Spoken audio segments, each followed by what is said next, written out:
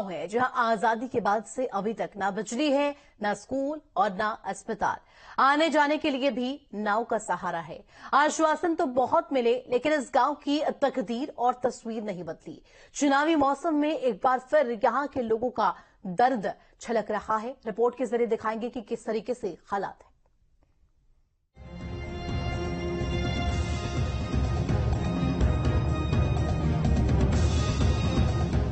देश की राजधानी से सटे नोएडा में एक गांव ऐसा भी जहां पर आजादी के 7 दशक बाद भी बिजली नहीं पहुंच पाई।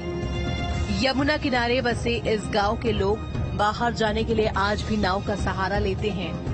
आजादी के बाद से अब तक इस गांव की तस्वीर और तकदीर नहीं बदली।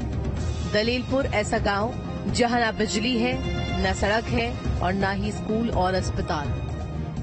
लोकसभा चुनाव को लेकर तमाम राजनीतिक दल अब लोगों के बीच में जा रहे हैं और अपनी अपनी पार्टियों के लुभावने जो वादे हैं वो किए जा रहे हैं। गौतम बुद्ध नगर, जिसको नोएडा के नाम से जानते हैं, एक हाईटेक सिटी है। इस हाईटेक सिटी का एक गांव हम आज आपको ऐसा दिखाएंगे जिस गांव में जाने के लिए आज भी नाव से सफर तय करना पड़ता है और आजादी के 75 साल बाद भी इस गांव में मूलभूत सुविधाएं नहीं है। सबसे बड़ी मूलभूत सुविधा की बात की जाए, बिजली यहाँ पर नहीं है, स्कूल यहाँ पर नहीं है, कोई सरकारी अस्पताल यहाँ पर नहीं है।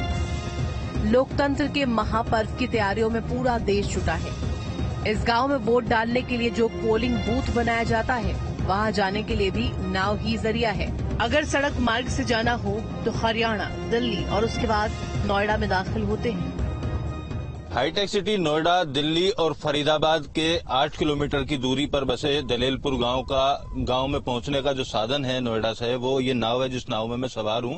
और इसके अलावा अगर सड़क मार्ग से जाएंगे तो 40 से 45 किलोमीटर के आसपास का सफर तय करना होता है। काफी लंबा समय लगता है। इधर आप देखेंगे ये नोएडा की सीमा है और यहाँ पर जो तमाम फार्म हाउस है, सेक्टर 135, 126, 151 तक जो फार्म हाउस बने हुए हैं, ये यहाँ पर आपको दिखाई देंगे। और दूर तक काफी बड़ा डेवलपमेंट यहाँ पर है, बिजली, पानी, तमाम सुविधाएं हैं। लेकिन दलेलपुर गांव की जो तस्वीर हमने आपको दिखाई कि बिजली आजादी के बाद से अभी तक नहीं आई है। वहीं अगर परिवहन की बात करें, वहां तक पहुंचने के संसाधनों की बात करें तो ये नाव है।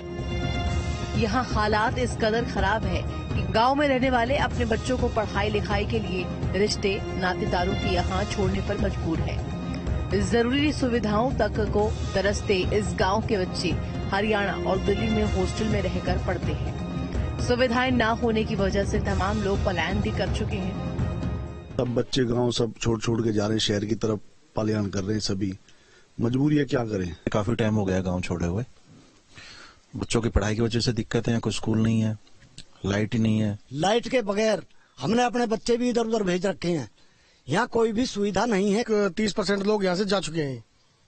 कोई फरीदाबाद में शिफ्ट हो गया, कोई नोएडा में शिफ्ट हो गया है और जॉब कर रहे हैं, किराए के मकान में रह रहे हैं, सिर्फ लाइट की वजह से। एक बार फिर चुनावी मौसम है तो यहाँ के लोगों का दर्द भी उभर आया है। इस गांव का थाना ग्रेटर नोएडा का नॉलेज पार्क लगता है। थाने की पुलिस को गांव में पहुंचने के लिए तकरीबन 1.5 घंटे का समय लगता है। दलेलपुर गांव फरीदाबाद, दिल्ली और नोएडा से करीब 10-10 किलोमीटर दूर होने के बाद भी अभी तक बिजली जैसी सुविधा तक नहीं है। पीछे जो मैं ट्रैक्टर दिखा रहा हूँ, इस ट्रैक्टर से लोगों ने बिजली की आपूर्ति पूरी करने के लिए यहाँ पर अपने अपने घरों में कुछ इंतजाम किया हुआ है। जनरेटर की तरह लगने वाला ऑल्टरनेटर यहाँ पर लगाए गए हैं। इस तरीके से मैं दिखाऊंगा आपको तस्वीरें। ये ऑल्टरनेटर है और इसी को ट्रैक्टर से कनेक्ट करने के बाद में यहाँ जो इन्वर्टर है, ये तमाम जो घरों में बिजली सप्लाई करने की चीजें हैं उनको चार्ज किया जाता है और उसके बाद कुछ घंटे बाद वो फिर से डाउन हो जाता है।